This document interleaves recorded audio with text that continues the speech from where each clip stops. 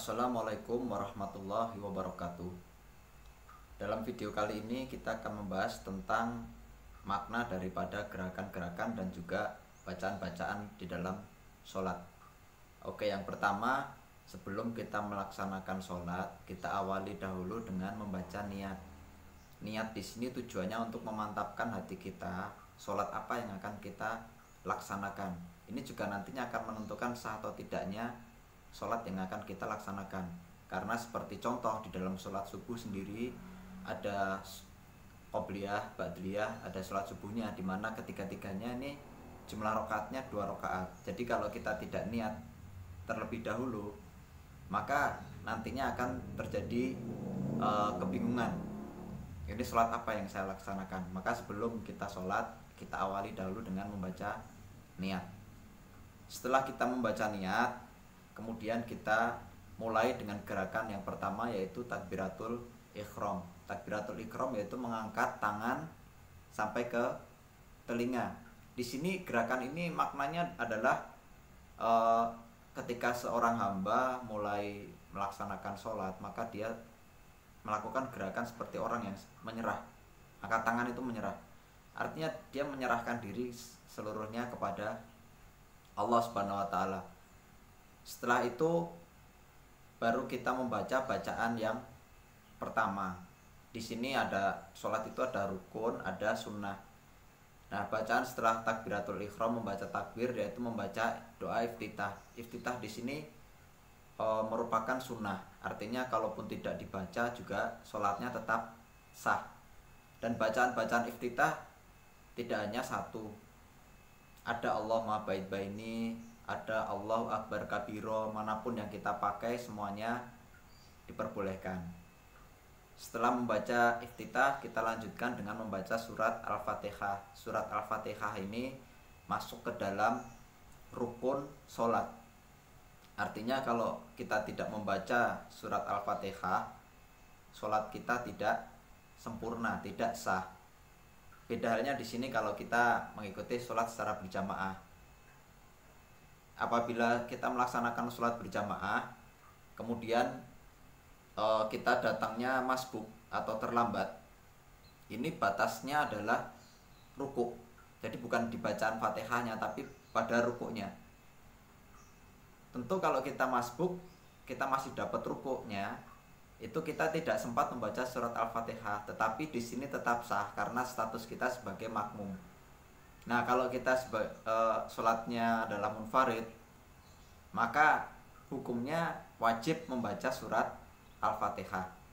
Setelah membaca surat Al-Fatihah, kita lanjutkan dengan membaca surat-surat pendek. Di sini juga merupakan sunnah, bukan rukun tapi sunnah juga. Berikutnya, setelah kita membaca surat-surat pendek, kita lanjutkan dengan gerakan rukuk dan juga iktidal. Rukuk bacaannya Subhana Rabbiyal Azimi wa bihamdi, kemudian dilanjutkan dengan iktidal Rabbana lakal hamdu mil'us sama wati wa mil'ul ardi wa mil'u masita min sain batu. Kemudian kita lanjutkan dengan gerakan sujud. Gerakan sujud ini adalah gerakan di mana posisi kepala manusia dan juga posisi kaki ini letaknya sejajar. Nah, di sini ada pelajaran yang sangat berharga, di mana setiap manusia itu penghargaan tertingginya itu ada di kepala, sedangkan yang terendah itu ada di kaki. Ketika orang sujud, posisi kepala dan posisi kaki ini sejajar. Coba kalian bayangkan kepala yang selalu dihormati ini disejajarkan dengan kaki. Ini kalau kita pahami secara sungguh-sungguh, ada pelajaran yang sangat berharga, bahwasanya ketika kita sujud ini kita benar-benar merendahkan diri kita serendah-rendahnya di hadapan Allah Subhanahu wa taala.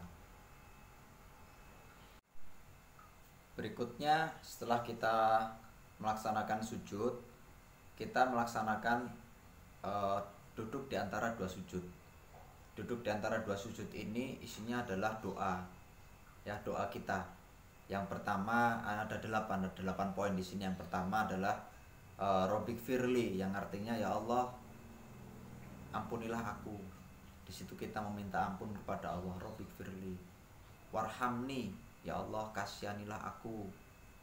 Wajiburni, ya Allah cukupkanlah aku. Warfa'ni, angkatlah derajatku. Warzukni, berikanlah aku rizki. Wahdini, berikanlah aku petunjuk. Wa'afini, berikanlah aku kesehatan. Wa'fu'ani, dan ampunilah, berikanlah aku ampunan, ampunilah aku. Kemudian yang terakhir adalah membaca tasyahud akhir. Tasyahud akhir ini di sini ada salam. Yang pertama adalah at-tahiyatul mubarakatus sholawatut thayyibatu lillah. Di sini adalah kita salam kepada Allah. Yang kedua, assalamualaikum ayuhan nabiyyu warahmatullahi wabarakatuh. Di sini kita memberikan salam kepada para nabi-nabi. Dan yang ketiga yaitu assalamu alaina wa ala ibadillahi sholihin. Kita memberikan salam kepada seluruh muslim yang ada di bumi ini. Nah, di sini luar biasa antara sesama muslim apabila kita sholat itu saling mendoakan. Apabila kita membacanya ini benar-benar dengan khusyuk, dengan niat yang baik, maka kita tuh saling mendoakan sebenarnya antara sama muslim ketika kita sholat. Dan selanjutnya dilanjutkan dengan membaca sholawat Nabi, ditutup dengan salam, ya. Itu tadi adalah gerakan-gerakan dan makna sholat, makna dari gerakan-gerakan sholat. Semoga yang sedikit ini bisa kita jadikan pelajaran bagi diri kita, supaya kita lebih menyerahkan diri kita sepenuhnya kepada Allah Subhanahu wa taala, terutama ketika kita melaksanakan sholat. Ada sebuah dalil yang mengatakan bahwasanya sholat itu bisa mencegah dari perbuatan keji dan mungkar. Tentu ini hanya bisa terjadi kalau kita ketika melaksanakan sholat, kita terbiasa untuk takut kepada Allah. Dari mulai takbiratul ihramnya kita sudah benar, kita menyerahkan diri kepada Allah. Ketika kita sujud, di situ kita benar-benar merasa sangat rendah di hadapan Allah. Ketika kita takut kepada Allah, maka semua larangan-larangan Allah itu tidak akan berani kita lakukan. Begitu juga sebaliknya, perintah-perintah Allah pasti akan lebih mudah untuk kita laksanakan.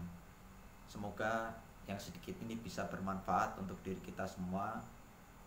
Bapak tutup sekian, billahi taufik walhidayah. Wassalamualaikum warahmatullahi wabarakatuh.